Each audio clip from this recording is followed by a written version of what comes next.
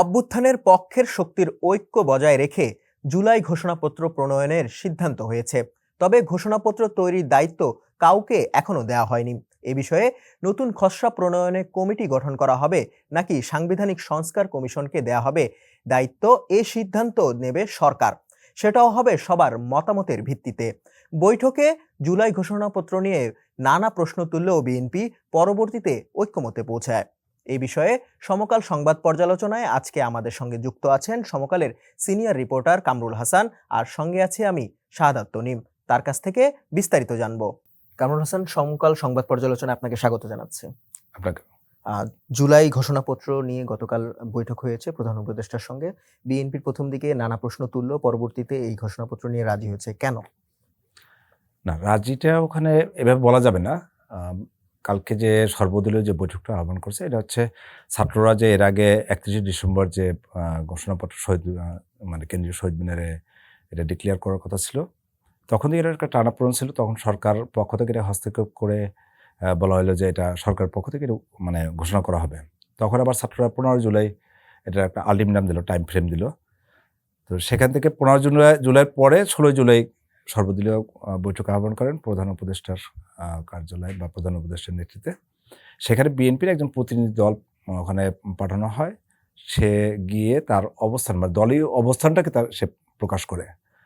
তো ওখানে বিএনপি মূলত যে অবস্থানটা আমরা দেখতেছি, বিএনপি আসলে এই মুহূর্তে দেশে কোনো অস্থিতিশীল পরিবেশ তৈরি হোক বা কোনো জায়গায় দ্বিমত পোষণ হোক, বিএনপি সেটা চাচ্ছে না। বিএনপি চাচ্ছে এখানে একটা ঐক্যমত্যের ভিত্তি হোক এবং আমরা ফ্যাসিবাদের বিএনপি ফ্যাসিবাদ যে আন্দোলনটা হয়েছে, বিএনপি সবাইকে নিয়ে ঐক্যটা ধরে রাখার চেষ্টা করতেছে।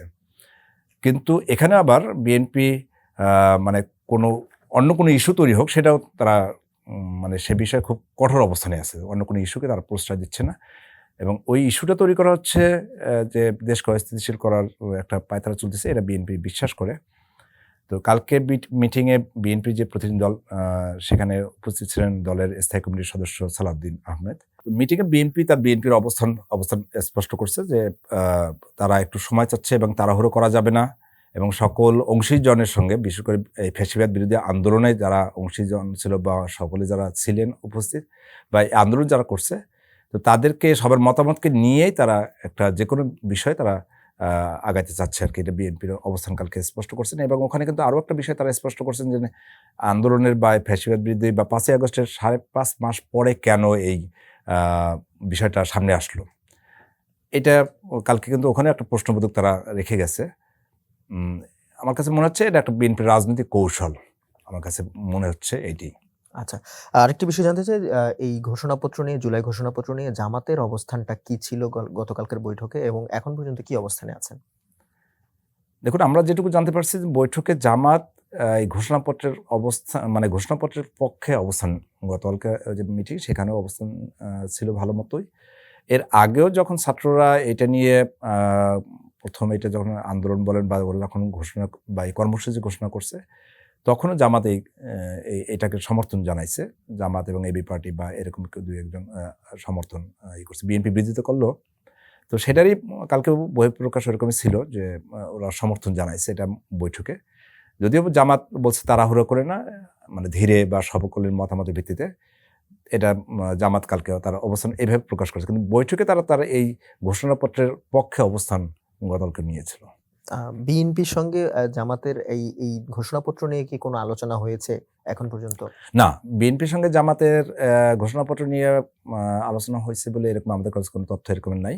বাট এই ইস্যুতেও এর আগেও যে বাংলাদেশে 5ই আগস্টের পরে 2টা ইস্যু, বড় বড় ইস্যু আসছে। একটা হচ্ছে সংবিধান পরিবর্তন বা সংবিধান বাদ দেওয়া, 72 সংবিধান। আর একটা হচ্ছে মহামান্য রাষ্ট্রপতিকে অপসারণের যে দাবি তোলা হয়েছিল বৈষম্য বিরোধী ছাত্র আন্দোলন বা নাগরিক কমিটির ব্যানারে। সেখানে বিএনপি তার বিপরীতমুখী অবস্থান নেয় এবং এই ঘোষণাপত্রের যে ইস্যু, সেখানেও বিএনপি শুরু থেকেই কৌশলে বিপরীতমুখী অবস্থানই ছিল এবং তারা এটা নিয়ে প্রশ্ন তুলছে শুরু থেকেই, বারবার প্রশ্ন তুলছেন এটা প্রয়োজনীয়তাটা কী। জি, সালাউদ্দিন আহমেদও বলছিলেন যে এই ঘোষণাপত্রটি সরকার ঘোষণা করবে না ছাত্ররা ঘোষণা করবে। এই বৈঠকে এই ধরনের কোনো প্রশ্ন এসেছিল। আচ্ছা, আরেকটু বিষয় জানতে চাই যে অন্য রাজনৈতিক দলগুলো এই ঘোষণাপত্র নিয়ে কোন অবস্থানে আছেন? গতকালকের বৈঠকে বিভিন্ন রাজনৈতিক দলের নেতারা বক্তব্য দিয়েছেন। আপনার কাছে কি মনে হচ্ছে কোন অবস্থানে আছেন? মানে এখানে একটা আমার কাছে মনে হচ্ছে একটা কৌশল, সব দিক থেকে একটা কৌশল ছিল আরকি। যেমন এটা একটা রাষ্ট্রীয় যদি অনুষ্ঠান হয়, রাষ্ট্রীয়ভাবে যদি এটা এরেঞ্জ করা হয়, তাহলে সেটা সেভাবেই আ মানে মানে এটা কি বলা হয়? মানে সকল দল, মত সবাইকে একত্র করে তারপরে এটা করা উচিত। বলা হয়েছে সর্বদলীয়, কিন্তু এখানে অনেক দলকে আমন্ত্রণ জানানো হয় নাই। আবার অনেক দলকে এমন সময় আমন্ত্রণ জানানো হয়েছে যে তারা যাওয়ার মতো সেই প্রস্তুতি তাদের ছিল না। এবং তাদের কাছে এটা মনে হয়েছে, বিভিন্ন দলের সঙ্গে আমরা কথা বললাম। তারা বলতেছে এটা আমাদের জন্য একটা অসৌজন্যমূলক একটা আচরণ করা হয়েছে। তো এজ এ রাজনৈতিক দল হিসেবে তারা যে রাষ্ট্রের কাছ থেকে যে মানে ভদ্রতা বা সৌজন্যতা যেটা প্রত্যাশা করে, সেটা তারা পায়নি। এটিকে বলা হচ্ছে সর্বদলীয় বৈঠক। সর্বদলীয় বৈঠক। সর্বদলীয় বৈঠকে সব দলের অংশগ্রহণ করাটাই তো স্বাভাবিক। যুক্তিযুক্ত। কিন্তু সেখানে আপনার দেখেন আপনি অনেক দলকেই, যেমন ১২ দলীয় জোট বিএনপির সঙ্গে সমমনা, ওরা এর আগের মিটিংগুলোতে ছিল। প্রধান উপদেষ্টা যতগুলো মিটিং হয়েছে ৫ই আগস্টের পরে। কিন্তু এই মিটিংয়ে তাদেরকে আমন্ত্রণ জানানো হয়েছে বলে আমাদের জানা নেই। তেমন জাতীয়তাবাদী সমমনা জোট, আ তাদেরকেও আমন্ত্রণ জানানো হয়েছে। ওটাও ১২ দলীয় জোটের একটাই। তাদেরকেও আমন্ত্রণ জানানো হয়েছে বলে আমাদের কাছে ওই রকমের বার্তা নেই আমাদের কাছে। আবার কিছু, কিছু দলকে গতকালকে বিকালে বৈঠক, সকালবেলা জাস্ট হোয়াটসঅ্যাপে একটা টেক্সট দেওয়া হয়েছে, আপনার দলের একজন প্রতিনিধি পাঠান। তো এটা অসৌজন্যমূলক তাদের কাছে মনে হয়েছে রাজনীতিবিদরা। তারা এইজন্য এটা এর এভয়েড আগেও একটি করছেন। বৈঠকে এলডিপির কেউ কিন্তু এই ধরনের একটি ঘটনা ঘটেছে। এলডিপিকে আমন্ত্রণ হ্যাঁ, করা ফোনে হয়েছে, আমন্ত্রণ জানানো হয়েছিল। জানানো হয়েছিল। হ্যাঁ, কিন্তু তিনি কিন্তু সেই বৈঠকে অংশগ্রহণ করেননি। এবার কি অবস্থানে ছিল? এবারও ওরকমেরই, মানে আপনার রাজনীতিবিদদের বা একটা যে এটা তো একটা অংশ, রাষ্ট্রের একটা আ একটা অংশী জনেরা। কিন্তু তাদেরকে যেভাবে মানে হ্যান্ডেল করতে হয় প্রপার ওয়েতে, আমার মনে হয় সেখানে অনেক ঘাটতি আছে। সেম শুধু আমন্ত্রণ জানানো না, আপনার ঘোষণাপত্র যেটা খসড়া দেওয়া হয়েছে, এটা কোথা থেকে, কালকে এই মিটিংয়ে এই বিষয়টাও উত্থাপন হয়েছে, যে এই ঘোষণাপত্রটা যে খসড়াটা যেটা বিভিন্ন রাজনৈতিক দলের কাছে দেওয়া হয়েছে, সেটা কিন্তু সবাই পায় নাই। তো সেই ঘোষণাপত্র কে তৈরি করছে? কার মাধ্যমে তৈরি হয়েছে? এই প্রশ্নগুলো কিন্তু শুধু রাজনীতিবিদ না, সাধারণ মানুষের ভিতর চলে আসছে। কারণ এই মানে খসড়া ঘোষণাপত্রটা তো বিভিন্ন মিডিয়াতে আসছে। তাদের তাদের কাছে প্রশ্ন ছিল যে এই খসড়া ঘোষণাপত্রটা কি সরকার তৈরি করছে? না বৈষম্যবিরোধী ছাত্ররা তৈরি করছে? না এনাদার কোনো দল তো মানে এটা খসড়া তৈরি করে সরকারের কাছে হস্তান্তর করছে? না সরকার নিজেই করছে? আসলে এই প্রশ্নগুলো না আসলে কোনোভাবে এটা কোনো হয় নাই। এই মানে বিষয়ে গণ খোলাসা হয়নি। অধিকার পরিষদের সাধারণ সম্পাদক রাশেদ খানও কিন্তু বলেছেন যে অন্তর্বর্তী সরকারের কাছে এটি প্রশ্ন করেছিলেন। কিন্তু রাইট। তার যে বক্তব্য তাতে গণ অধিকার পরিষদ অনেকটা হতাশ হয়েছে। হতাশ হয়েছে। অ্যা আরেকটি বিষয় আপনার কাছে জানতে চাই, এই যে জুলাই ঘোষণাপত্র, এটি আসলের এটার আসলে ভবিষ্যৎ কি? কেন প্রয়োজন এটি বলে মনে করছেন?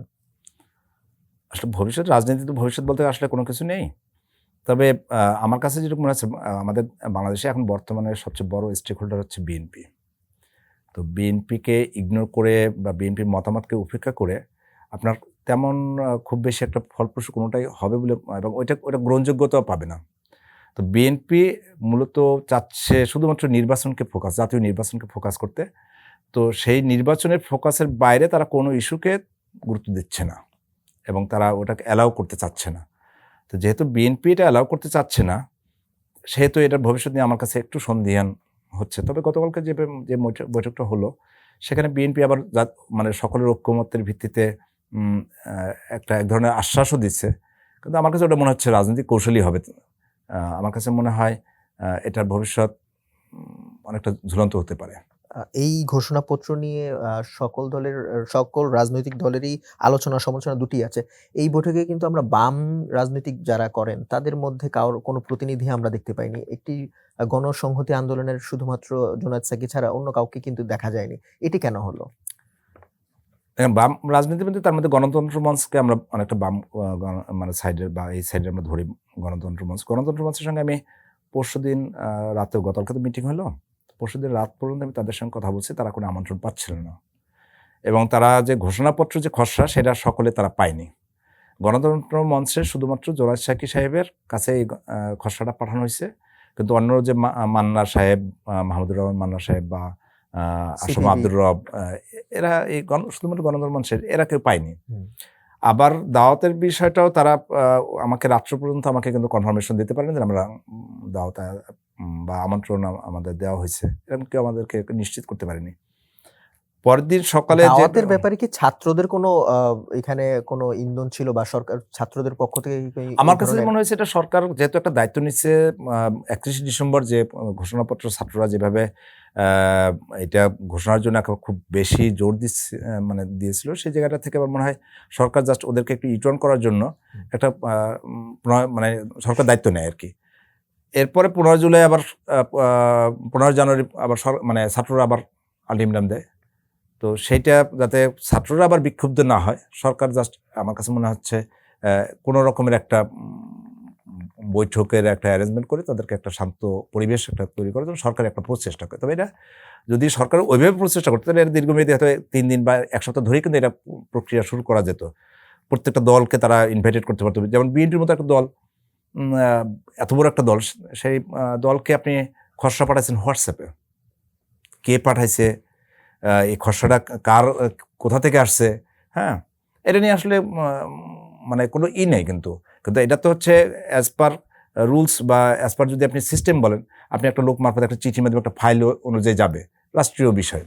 কারণ যেহেতু রাষ্ট্র এটা দায়িত্ব নিয়েছে, তাহলে রাষ্ট্রীয়ভাবে এটা যেত, তাহলে বিএনপি এটা নিয়ে আলোচনা করতে পারতো, এই করতে পারতো। কিন্তু এটা মহাসচিবের হোয়াটসঅ্যাপে একটা ফাইল পাঠানো হয়েছে।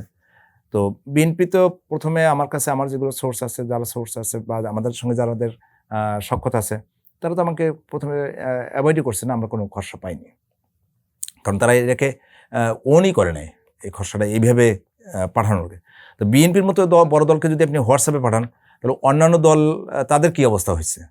তো বাম দলেরও সেম অবস্থা। আপনি যে প্রশ্নটা করছেন সেই জায়গায় আসি, বাম দলেরও একই অবস্থায় তারা করছে, যে আপনার যে আমন্ত্রণের জানানোর যে প্রক্রিয়া, যে সম্মানজনক যে অবস্থান, সে অবস্থানটা ধরে রাখে বা সেই অবস্থানটাকে তারা প্রকাশ করে নেয় সরকার, যার কারণে তারা ম্যাক্সিমাম তারা কিন্তু এখানে আসে নাই। কামরুল হাসান, আপনাকে অসংখ্য ধন্যবাদ সমকাল সংবাদ পর্যালোচনায় আমাদেরকে সময় দেওয়ার জন্য। আপনাকে অনেক অসংখ্য ধন্যবাদ। দর্শক, এই ছিল সমকাল সংবাদ পর্যালোচনার আজকের বিষয়। অন্য কোনো দিন অন্য কোনো বিষয় নিয়ে আমরা আবারও হাজির হব। ততক্ষণ পর্যন্ত সমকালে চোখ রাখুন এবং দেশ বিদেশের সর্বশেষ সংবাদগুলো জানতে www.সমকাল.com চোখ রাখুন।